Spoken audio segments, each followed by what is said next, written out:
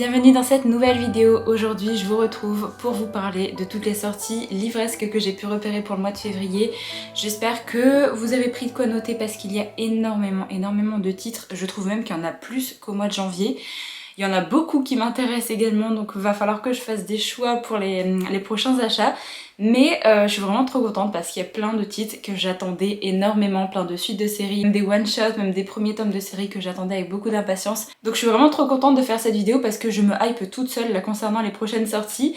Comme d'habitude, je vais commencer par vous présenter les poches, après les suites de séries en grand format et après les one-shots ou les premiers tomes de séries en grand format. Alors juste avant de commencer la vidéo, je viens de regarder sur Instagram un petit peu mon fil d'actualité et j'ai vu qu'il y avait une sortie que j'avais complètement ratée au mois de janvier, qui vient apparemment de sortir en librairie, et je tiens à la préciser dans cette vidéo puisqu'il y a le tome 2 et 3 qui vont sortir au mois de février.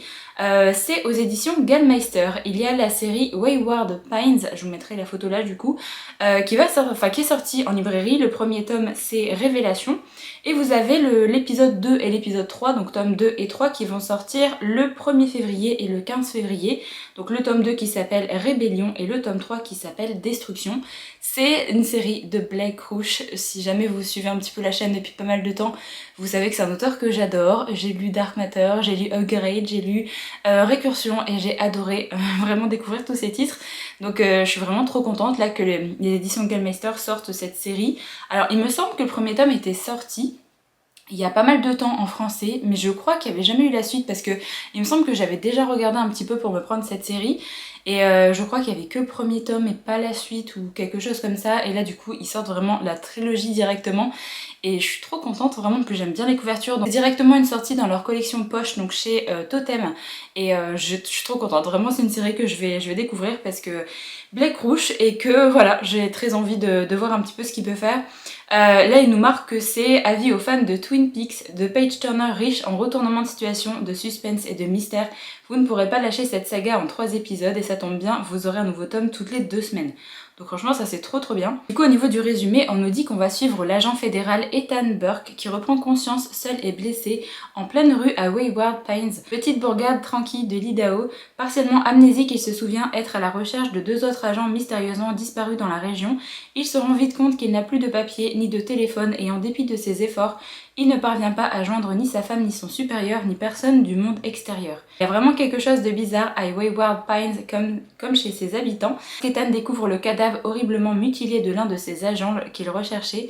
L'étrangeté cède la place à un danger mortel. C'est maintenant sûr, il y a quelque chose de pourri à Wayward Pines.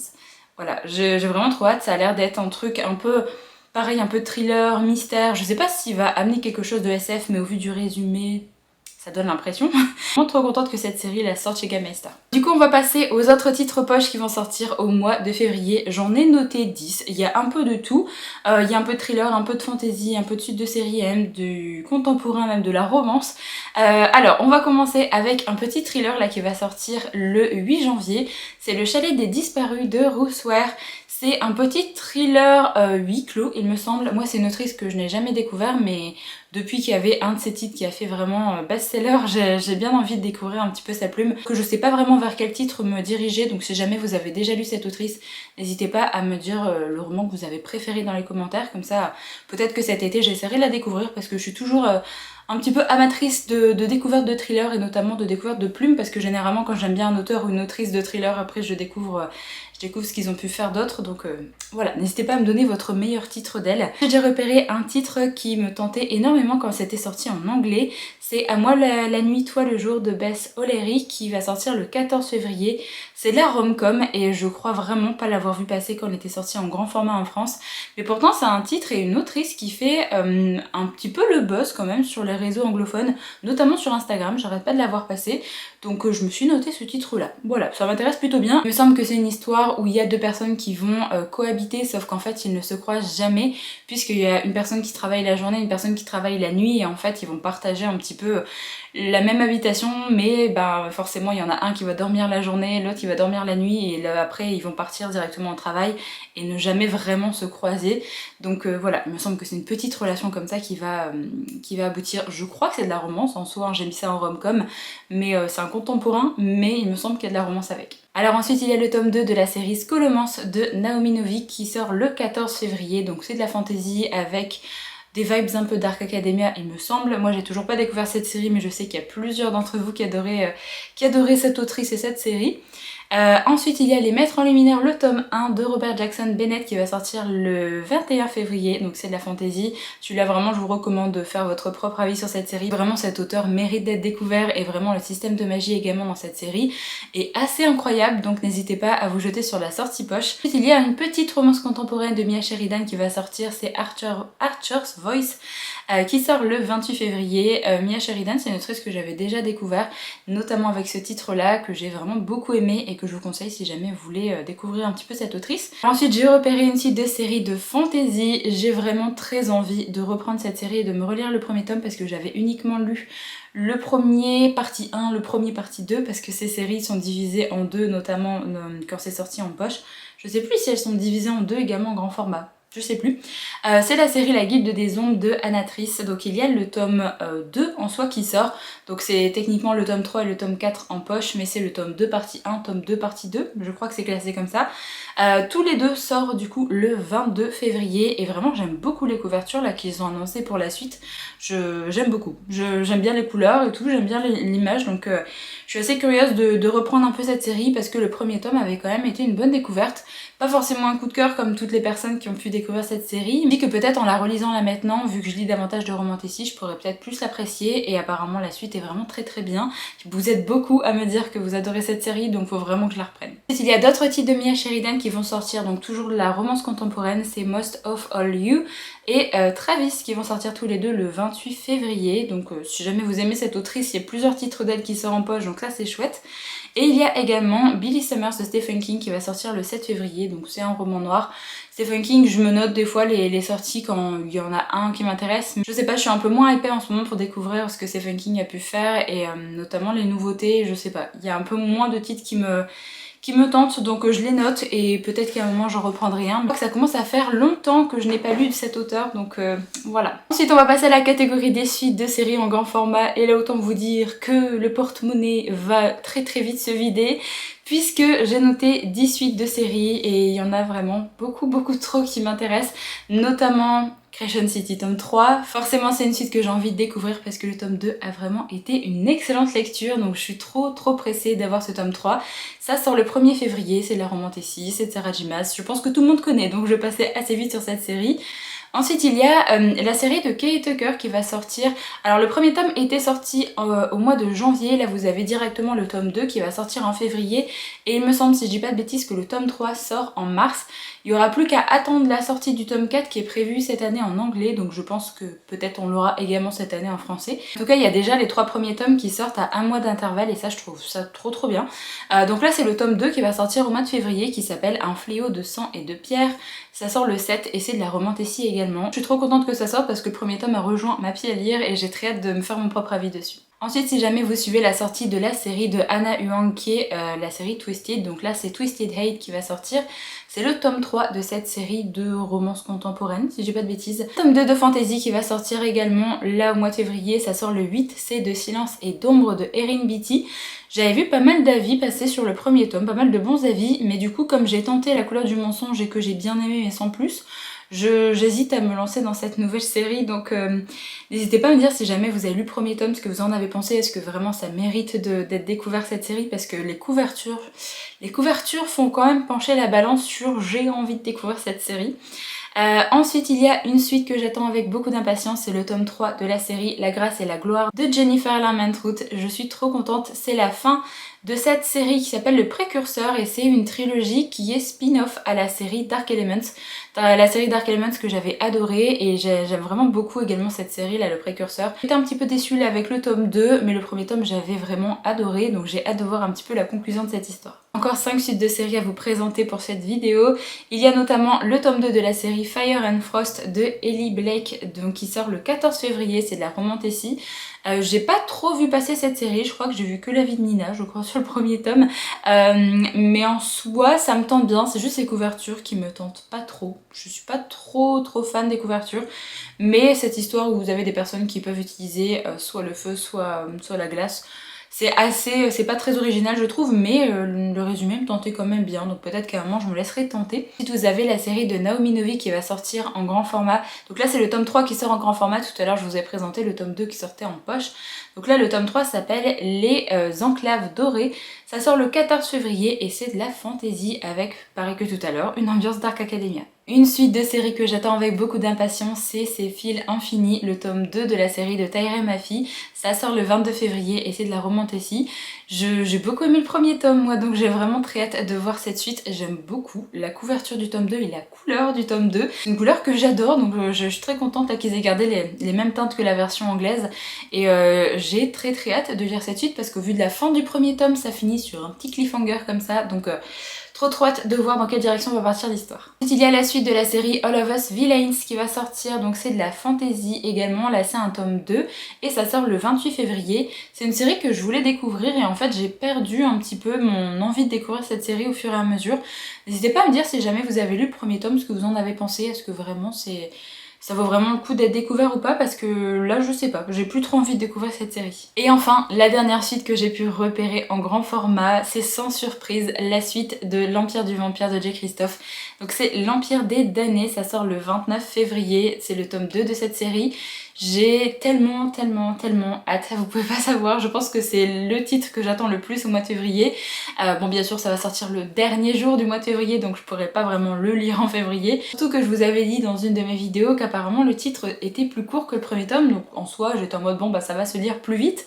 Parce que j'ai vu sur Goodreads qu'ils avaient annoncé ce tome 2 avec seulement 400 pages, et là de Sacus a fait la publication justement de la sortie du tome 2 en disant que c'était un roman de quasi 1000 pages encore une fois. Donc je ne comprends pas, je pense que Goodreads a fait une erreur parce que le format en anglais est vraiment de 400 pages. Je vois pas pourquoi on aurait une différence de quasi 600 pages avec la version française, donc je comprends pas trop, je pense qu'il y a dû y avoir une erreur d'affichage sur Goodreads. En tout cas moi je suis très contente que ce soit encore une briquette de 1000 pages qui sort parce que j'ai tellement aimé le premier tome que j'ai trop hâte de me replonger dans cette série, de retrouver les personnages et de repartir vraiment dans cette petite épopée. Ensuite on va passer aux titres one shot ou premier tome de série qui vont sortir en grand format. J'ai 16 titres à vous présenter. Je vais essayer d'être assez rapide pour vous les présenter parce que sinon la vidéo va être extrêmement longue. J'ai repéré tout d'abord Le Chant des Sirènes qui va sortir du coup le 1er février, c'est de Amy Goldsmith. Ça sort chez la collection R. Je savais pas trop dans quoi on pouvait classer cette série, mais je vois qu'après les résumés ils ont marqué que c'était un huis clos horrifique et mythologique dans les profondeurs de l'océan. Je vais vous lire rapidement le résumé, mais je vous avoue que ce titre là moi personnellement ne me tente pas plus que ça. On nous dit « Tout ce qui ne brille pas n'est pas de l'or ». Liv n'en revient pas de sa chance, elle a obtenu une bourse qui lui permet de voyager dans le monde entier à bord de l'Eos, un luxueux navire de croisière. Pour ne rien gâcher, son meilleur ami Will est de la partie, l'occasion de resserrer leurs liens distendus. Mais entre les gosses de riches méprisants et les sirènes, groupe d'influenceuses sublimes, Liz se sent vide de trop, surtout lorsque Will disparaît, rapidement suivi par d'autres membres de leur groupe. Contre l'avis de tous, elle se lance à corps perdu dans une enquête déroutante. Sous ces dorures, quel sombre secret Léos peut-il bien cacher? Voilà. Je sais pas trop si du coup c'est de la fantaisie ou pas, je sais pas trop. Vraiment là le résumé est assez mystérieux, mais ça a l'air d'être une petite enquête déjà, et du coup ils nous disent qu'il y a des petites choses mythologiques dedans. Voilà, le résumé en tout cas me tente pas, mais peut-être qu'au vu des avis qui tomberont sur ce titre-là, ça me fera changer d'avis. On a un titre qui va sortir chez Pocket Jeunesse, c'est Thieves Gambit de Kayvion Lewis. Ça sort toujours le 1er février et j'ai l'impression que c'est un contemporain mystère thriller, quelque chose comme ça. On nous dit mentir, tricher, voler, gagner. Dans la famille Quest, on est voleur de génération en génération. Ross, 17 ans, a pourtant d'autres projets en tête. Elle a prévu de s'enfuir pour repartir de zéro. Aller à la fac, mener une existence normale. Mais le soir de son départ, lors de leur dernière expédition, sa mère se fait kidnapper. Or, le même soir, Ross reçoit un mail lui annonçant qu'elle a été sélectionnée pour participer au Trophée, une série de missions aussi illégales que dangereuses où elle pourrait remporter de quoi payer la rançon exorbitante. Elle le sait, elle doit abandonner ses rêves pour sauver sa mère. Lorsque Ross apprend que parmi les candidats, il y a son ancienne meilleure amie devenue son ennemie juré, le fils séduisant d'une famille rivale, gagner le trophée devient encore plus périlleux qu'elle ne l'imaginait. Voilà, je ne connaissais pas du tout ce titre, je ne sais pas si c'est un premier tome ou pas, si ça a l'air d'être le tome 1, donc ça a l'air d'être une série. Donc pourquoi pas, avec cette thématique comme ça, avec l'histoire d'un jeu, un petit tournoi comme ça peut être chouette. Ensuite il y a la sortie de l'encyclopédie féerique d'Emily White de Heather Fawcett qui va sortir également le 1er février. Ça sort aux éditions Sabran et c'est de la cozy fantasy. Moi c'est un titre que j'ai déjà lu en anglais, j'aimerais bien le relire en français parce que comme c'est de la cozy fantasy, j'ai peur d'être passée un petit peu à côté de l'ambiance en l'ayant lu en anglais parce que forcément je suis pas non plus bilingue en anglais. Donc c'est un titre je pense que je vais relire en français. J'ai l'impression qu'il pourrait encore plus me plaire que quand je l'ai lu en anglais. Au niveau du résumé, on nous dit: elle ne pense qu'au travail, il aime coudre au coin du feu. Un véritable conte de fées les attend, explorer le royaume des fées aux côtés de la chercheuse la plus grincheuse d'Angleterre. Emily White est douée dans bien des domaines, universitaire hors pair et experte mondiale en dryadologie. Elle travaille sur la première encyclopédie féerique jamais écrite. Lorsqu'elle débarque dans le village nordique, je ne prononcerai pas le nom, pour y étudier les recluses, les fées les plus rares au monde, Lee n'avait pas prévu la compagnie de son élégant rival, le professeur Wendell Bumblebee, venu l'aider dans ses recherches. Ce dernier sème plutôt la pagaille dans sa vie, la frustrant à la limite du tolérable. Alors que les recluses s'avèrent bien plus dangereuses qu'escomptées, non au conte de fées des allures de cauchemar, supporta Bumblebee semble quant à lui de plus en plus difficile à ignorer. Emily devra garder la tête froide si elle espère revoir la chaleur de son Angleterre natale. Voilà, donc si jamais vous aimez la cozy fantasy, je pense clairement que ça va vous plaire. Ensuite aux éditions Olympe, il y a Porcelaine sous les ruines de Ada Vivalda qui va sortir. J'aime beaucoup la couverture. Je sais pas si c'est de la romantasy, je pense plus que c'est de la fantasy. Ça sort également le 1er février. Alors, au niveau du résumé, on nous dit: parce qu'elle a accordé trop de vœux aux humains, Alba a été bannie sur Terre par les génies. Après une longue errance à travers les siècles, elle a enfin trouvé un refuge et une famille sur l'archipel paisible d'Hibernia. Les habitants de ce qui fut jadis l'Irlande voient désormais en elle Lady Whitmore, la dame aux yeux sombres, gardienne de ces derniers morceaux de terre verdoyante que la mer grignote chaque jour un peu plus. Mais l'abondance qui règne sur Hibernia commence à susciter la convoitise de Cymru, l'archipel voisin, puissant et surpeuplé. Le conseil de Cymru envoie alors chez Lady Whitmore un émissaire aussi détestable que séduisant, Lethan Alcor, tout juste élu conseiller. Lethan a une mission cruciale, percer le secret de la richesse d'Hibernia, et pour y parvenir, il est prêt à user de ses stratagèmes les plus redoutables contre Alba et ses proches. La cohabitation risque d'être orageuse. Je pense qu'il y a quand même une vibe romantasy dedans. Donc voilà pour cette petite sortie. C'est pas marqué tome 1, donc je pense que ça a l'air d'être un one-shot. Aux éditions Stardust, le 7 février sort L'ombre de la couronne d'Abigail Owen. C'est un titre de romantasy et ça sort du coup le 7 février. J'aime beaucoup la couverture, même si je trouve qu'avec le crâne comme ça fait très année 2010. Cette série me tente beaucoup, donc je pense que je vais la découvrir. On nous dit: certaines ombres vous protègent, d'autres peuvent vous tuer. Ma vie est un mensonge. En tant que jumelle cachée de la future reine, je n'ai qu'un seul but, sacrifier ma vie pour ma sœur si la mort vient à s'abattre sur elle.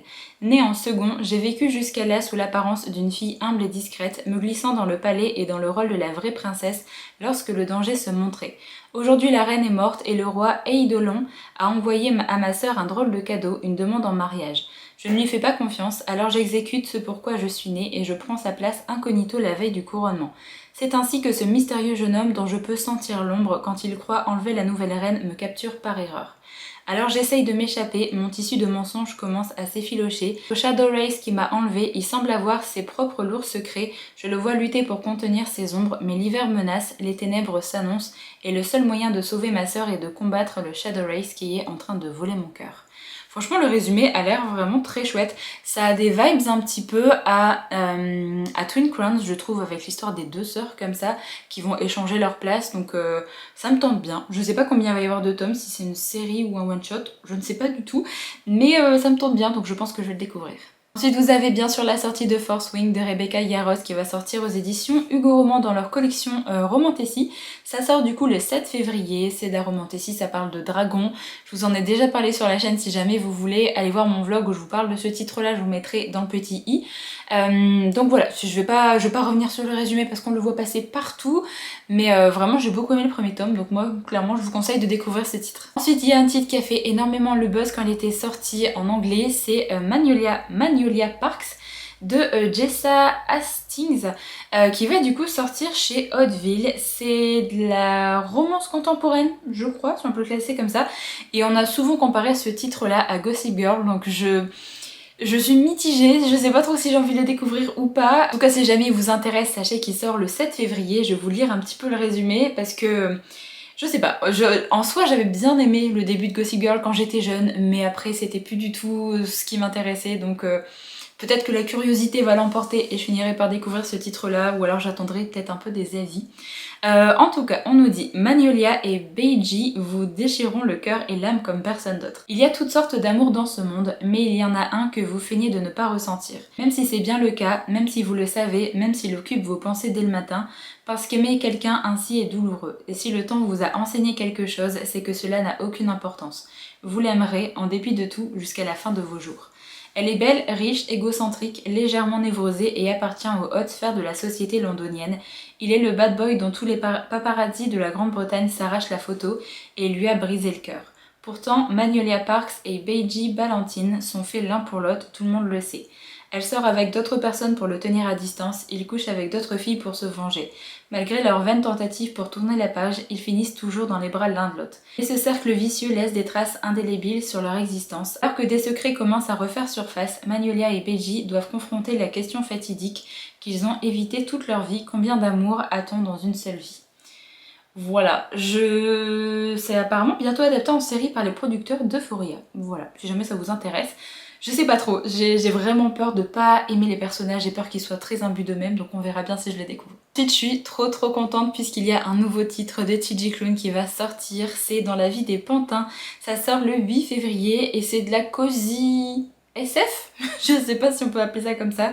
Je suis trop contente parce qu'en plus ça a l'air d'être le titre qui sera choisi pour faire la lecture commune sur mon Discord en février, donc si jamais ça vous intéresse, n'hésitez pas, le lien de mon Discord est dans la barre d'infos. Si jamais vous voulez nous rejoindre pour découvrir ce titre là, n'hésitez pas.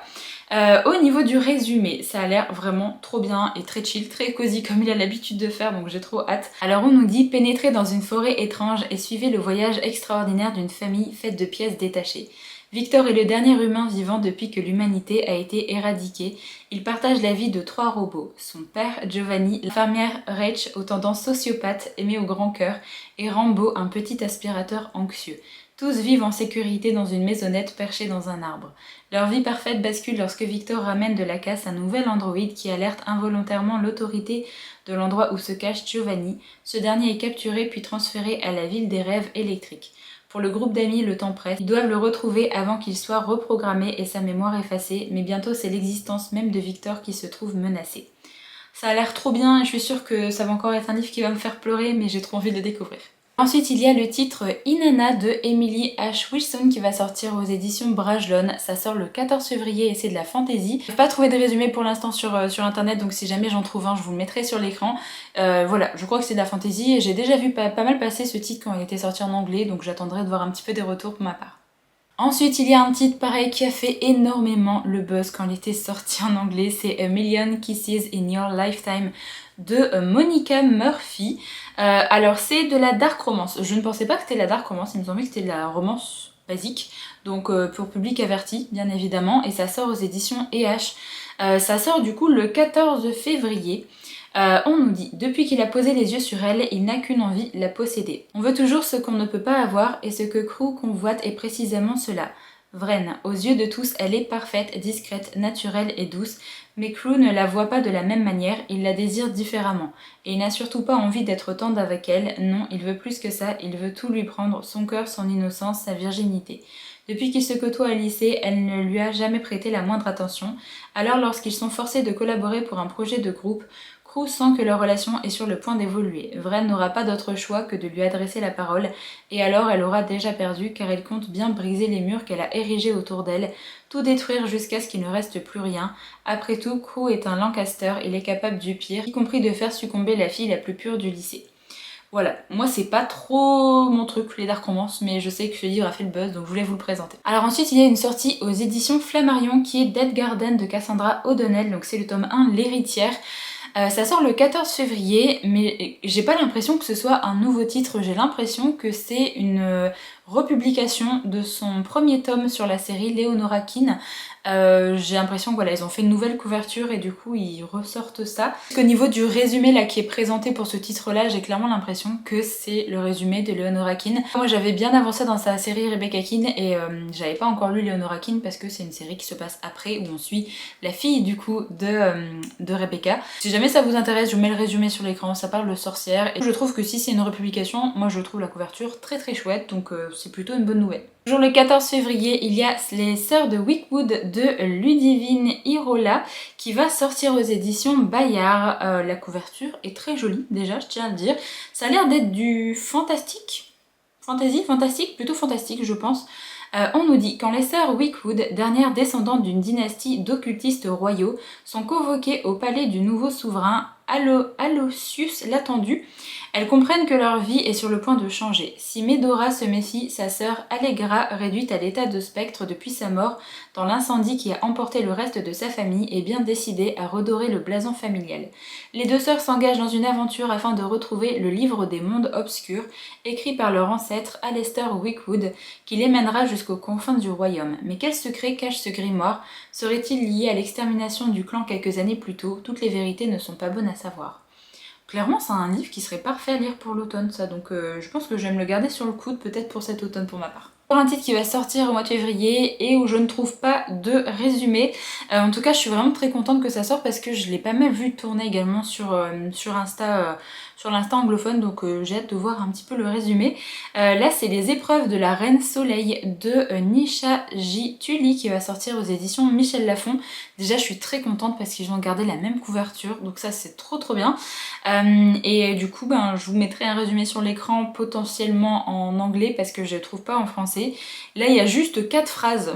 On nous dit la nouvelle série événement de Romantessi. Donc voilà, c'est classement Romantessi. 10 femmes, 4 épreuves mortelles, une seule deviendra la Reine Soleil. Laure saura-t-elle saisir cette unique chance de retrouver sa liberté? Voilà, c'est tout ce que je peux vous dire en français pour l'instant, je ne trouve pas de résumé officiel. Du coup pour ce titre-là, ça sort le 15 février. Ensuite on passe au 21 février, il y a un titre avec des dragons qui va sortir, c'est Soleil Burn de Camilla Coyle. On aura notamment pour ce titre-là 2 éditions différentes, un peu comme pour Force Wing. Pour l'édition brochée et l'édition reliée, il n'y aura pas les mêmes couvertures. Pour l'édition de brochée, ils ont gardé la couverture originale anglophone et du coup ils ont fait autre chose pour l'édition reliée. Ça sort du coup chez Hachette Roman et du coup ça sort le 21, ça je vous l'ai déjà dit. Pour le résumé, on nous dit qu'on suit Faron Vincent qui est capable d'invoquer le pouvoir des dieux. 5 ans plus tôt, sa magie divine lui a permis de libérer son île de l'ennemi, l'Empire de l'Anglais et ses impitoyables dragons. À 17 ans, Faron est une légende pour son peuple et une nuisance pour les royaumes voisins. Toute puissante, la jeune femme pensait n'avoir plus aucune guerre à mener jusqu'à ce qu'elle découvre lors d'un sommet international pour la paix que sa sœur aînée Elara noue un lien sans précédent avec un dragon ennemi. Les dieux se montrent formels. Pour briser ce lien, Faron devra tuer Elara. Voilà, donc des dragons, un lien qui devrait pas exister, les deux sœurs qui vont devoir s'affronter. Ça a l'air plutôt pas mal, donc moi clairement c'est un titre que je vais garder dans ma wishlist parce qu'il me tente bien. Je n'ai pas non plus trouvé le résumé pour La Cité des Marches, le tome 1 de Robert Jackson Bennett. C'est une nouvelle série que les éditions Albin Michel Imaginaire vont sortir de cet auteur. J'ai extrêmement hâte parce que cette série-là, je l'ai vu vraiment beaucoup passer quand elle était sortie en anglais. Et c'est de la fantasy, ça sort le 28 février. Et apparemment, de ce que j'ai compris, ils vont sortir une édition un peu collector là au mois de février et l'édition basique sortira cet automne. Je sais pas trop pourquoi il y a 2 dates de sortie, mais il me semble bien que c'est ce qu'ils avaient dit. Je vais quand même revérifier au cas où il y a un résumé qui est sorti. Mais non, il n'y a pas de résumé en français, donc je vous mettrai le résumé en anglais si jamais ça vous intéresse sur l'écran. Mais en tout cas, j'ai vraiment très hâte parce que c'est un auteur que j'adore et j'aime beaucoup ses idées en fantasy. Et j'aime bien la couverture là qu'ils ont annoncée pour cette série, donc voilà. Alors avant de terminer les sorties grand format, je viens d'apercevoir que j'ai loupé une ligne et que j'ai oublié un titre. J'ai oublié de vous présenter La Malédiction des Roses de K.F. Breene qui va sortir aux éditions Lost Kingdom. Donc c'est les éditions Bookmark dans leur collection Lost Kingdom, donc leurs titres qui vont sortir en librairie. J'ai oublié, j'ai passé une page sur tout ce que j'avais noté. Alors c'est du coup de la romantécie et au niveau du résumé on nous dit: la bête, la créature qui hante la forêt interdite et mes pires cauchemars, le prince dragon. Afin de sauver ma famille d'une malédiction qui tue tout le royaume à petit feu, je me vois dans l'obligation de m'infiltrer sur le territoire de la bête. Ce ne sera pas la première fois, j'en suis toujours ressortie, mais cette fois-là sera différente. Devenue sa prisonnière, je découvre que derrière la bête se cache un homme puissant, inquiétant et difficile. Il est le dernier métamorphe, mais sera-t-il notre sauveur à tous? Pour ma part, j'ai bien peur qu'il ne signe ma perte. J'ai l'impression du coup que c'est un retelling de La Belle et la Bête. En tout cas moi ça me tente bien parce que pareil je l'avais vu énormément passer quand il était sorti en anglais et ça fait partie d'une série, je sais pas combien il va y avoir de tomes mais en tout cas c'est un tome 1. Donc j'en ai terminé avec les sorties grand format en français et là je voulais vous présenter 2 petites sorties en VO que j'attends avec beaucoup d'impatience. Ils m'ont vraiment tapé dans l'œil. Il y a notamment un nouveau titre de Ali Hazelwood qui s'appelle Bride. Ça sort le 6 février, c'est du coup en anglais. Et là du coup c'est son premier titre de romantécie. Vous savez qu'Ali Hazelwood elle est sortie Love on the Brain, The Love Hypothesis, Love Theoretically également, c'est vraiment que des romances contemporaines et là c'est son premier titre en romantécie et j'ai trop hâte. Il y a un petit loup sur la couverture. Je crois que c'est une inspiration également d'un conte mais j'ai trop hâte de découvrir ce titre là parce que c'est Ali Hazelwood et que j'ai envie de voir ce qu'elle peut faire avec de la romantécie. Et le dernier titre que je vais vous présenter dans cette vidéo qui est également une sortie en anglais c'est An Education in Malice de Estelle Gibson. Je suis absolument trop contente que ça sorte au mois de février. Je l'attends avec beaucoup d'impatience parce que c'est l'autrice de A Diary of Blood que j'avais adoré l'année dernière qui était une histoire de vampire. Et là du coup on part dans quelque chose de très différent, elle part dans un livre de Dark Academia. Ça sort du coup le 15 février si jamais ça vous intéresse et j'ai trop hâte de voir ce qu'elle peut faire également avec ce genre-là. Je fais clairement confiance à l'autrice pour ce titre-là, on verra bien ce que ça donne. Est-ce que les Dark Academia avec moi c'est soit ça passe soit ça casse directement donc je croise les doigts pour retrouver vraiment la plume que j'ai adorée dans A Diary of Blood et que ce livre-là me plaise énormément. Donc voilà pour cette petite vidéo présentation des sorties livresques du mois de février. Comme je vous l'avais dit, il y avait beaucoup de sorties. N'hésitez pas à mettre pause pour relire le résumé, pour avoir la date de sortie, etc. Et n'hésitez pas à me dire également quels sont le ou les titres, je pense sûrement les titres qui vous intéressent le plus au mois de février. Ou alors si jamais j'ai oublié de citer un titre, n'hésitez pas à mettre ça dans les commentaires également. Comme ça pourra peut-être intéresser d'autres personnes. Et si jamais vous n'avez pas envie de laisser un commentaire, n'hésitez pas à mettre un petit emoji argent qui vole parce que là on va dépenser beaucoup d'argent là au mois de février clairement. Ça, je pense que c'est le pire mois, quoique j'ai regardé pour le mois de mars et ça s'annonce encore plutôt pas mal, surtout au niveau des graphiques. Moi au mois de mars il y a beaucoup de suites de mes séries de graphiques qui reviennent au mois de mars. Là au mois de février je crois qu'il n'y a qu'un seul graphique qui m'intéresse donc ça va. Mais sinon au mois de mars j'ai encore repéré beaucoup de sorties donc voilà. N'hésitez pas à mettre un petit commentaire ou un petit emoji, montrer que vous êtes passé par ici. Sur ce, je vais arrêter la vidéo là, j'espère vraiment qu'elle vous a plu. Moi je vous retrouve du coup très vite dans une prochaine vidéo. Donc en attendant, prenez soin de vous.